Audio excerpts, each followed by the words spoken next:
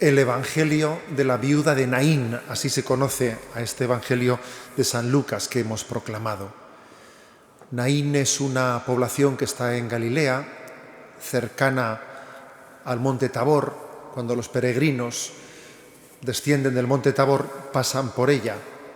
Recuerdo que no hace mucho tiempo, en una de las peregrinaciones que hicimos, acompañados por un franciscano nos dijo, pues este es Naín, el pueblo donde tuvo lugar esa curación de esa viuda de Naín, y nos dijo, ¿quieren que entremos a leer el Evangelio en esa iglesia? Entramos en aquel lugar, y en aquel pueblo en este momento solo hay una persona cristiana, una mujer, que guarda la llave de la iglesia, que vive bastante en soledad, y a mí, por su situación tan solitaria en aquel lugar, precisamente me recordó a esta mujer viuda que había perdido su único hijo. Porque precisamente el Evangelio nos pone ante la realidad de que una de las mayores pobrezas que vive el ser humano es la pobreza de la soledad. Porque hemos sido creados para vivir en comunión de amor. Y si una pobreza existe por encima de todas, es la pobreza de la soledad, la que nos dificulta el experimentar esa comunión de amor a la que hemos sido llamados. Era una viuda que además había perdido a su único hijo. Todos somos conscientes de que una madre, lo último que ha pensado en la vida es ser ella la que entierre a su hijo, máxime siendo un hijo único que se ve sin descendencia. Y además en aquel tiempo tenemos que pensar que la viudedad, en una sociedad en la que se reconocía tan poco la dignidad de la mujer y su autonomía en la sociedad, la viudedad era especialmente dramática.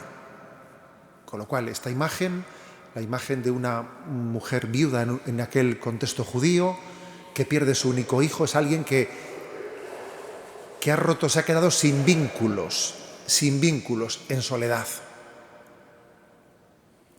Jesús se conmueve ante esta mujer. Jesús pasa por allí, se conmueve ante esa mujer, le dice una palabra de consuelo, le dice no llores, se acerca al féretro, lo toca, le dice una palabra llena de la fuerza de Dios, a ti te digo, levántate, y habiendo resucitado a su hijo, dice que se lo entrega a su madre.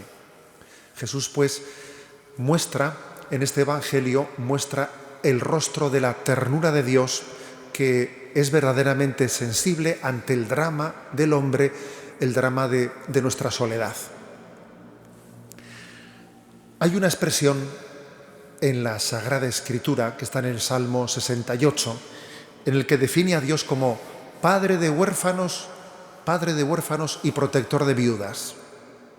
Es curiosa, ¿verdad?, esa definición. ¿Quién es Dios? ¿Cómo es Dios? Y dice, ¿no?, Padre de huérfanos y protector de viudas. Os recomiendo, a quienes seáis usuarios de Internet, si podéis ver en YouTube, pues un vídeo que se ha difundido mucho y que tiene como título La anticruzada del Estado Islámico. Es el título con el que vais a buscar fácilmente ese vídeo, ¿no? La anticruzada del Estado Islámico. Y en ese vídeo se hace un reportaje a las viudas y a las familias de los 21 cristianos coptos egipcios que fueron martirizados, que fueron decapitados hace poco tiempo, un año o algo más, o 2 años, allí en Libia, ¿no?, por el Estado Islámico. Han hecho una visita, ¿no? En ese vídeo los reporteros hacen una visita al pueblo donde eran originales y entrevistan a las viudas, muy jóvenes ellas, muy jóvenes, y a los niños huérfanos. Y en un testimonio precioso, una de las viudas dice: yo antes escuchaba esa expresión de la Biblia, Padre de huérfanos y protector de las viudas, y no la entendía. Era una expresión que para mí pues era un tanto poética, pero yo no la entendía interiormente. Pero ahora, en esta situación, obviamente, ¿no?, y estaba ya rodeada de sus niños, ahora entiendo con la consolación que yo recibo de Dios, que yo he recibido de Dios después de la prueba, entiendo que Dios es esposo, que Dios es protector de las viudas y es padre de huérfanos.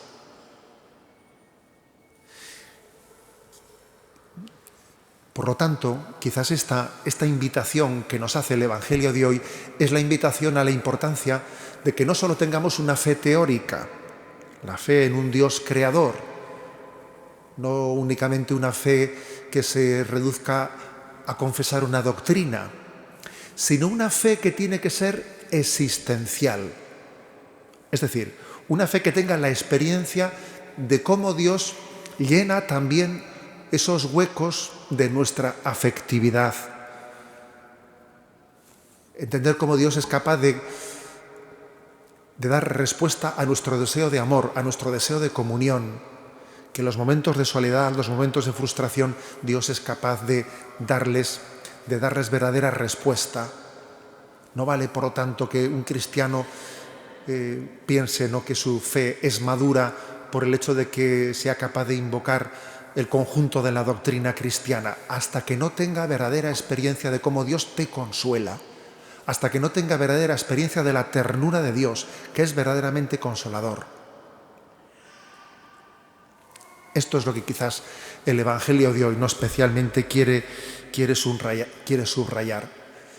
Si Él es padre de huérfanos y protector de las viudas, también es esposo de tus soledades y quiere que tu deseo de amar lo veas plenamente en Él colmado, con ese deseo de amor que Él tiene contigo y con esa llamada que Él te hace de amar al prójimo, para que no haya en tu corazón ninguna frustración, para que tu vocación al amor se vea plenamente desarrollada.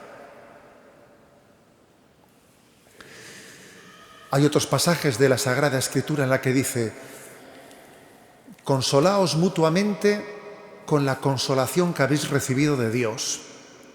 Si tú experimentas la consolación que has recibido de Dios, serás sin duda buen consolador de los demás. Quien ha experimentado la consolación de Dios será consolador de los demás. En realidad, para poder ser médico, conviene haber sido enfermo también. Quien no ha experimentado esa consolación de Dios difícilmente va a tener el don de la consolación de los demás. Consolaos unos a otros, dice San Pablo, con la consolación que habéis recibido de Dios. Y así, queridos hermanos, este Evangelio de la viuda de Naín nos recuerda que aquí todos, a nuestro nivel, tenemos nuestras viudedades y nuestras orfandades. Todos. Tenemos nuestras carencias afectivas. Y todos estamos llamados a recibir el consuelo de Jesucristo y a ser capaces de transmitirlo a los demás. Vamos a vivir la Eucaristía con conciencia de que en ella recibimos el mayor de los dones de la consolación, que es el de la Eucaristía.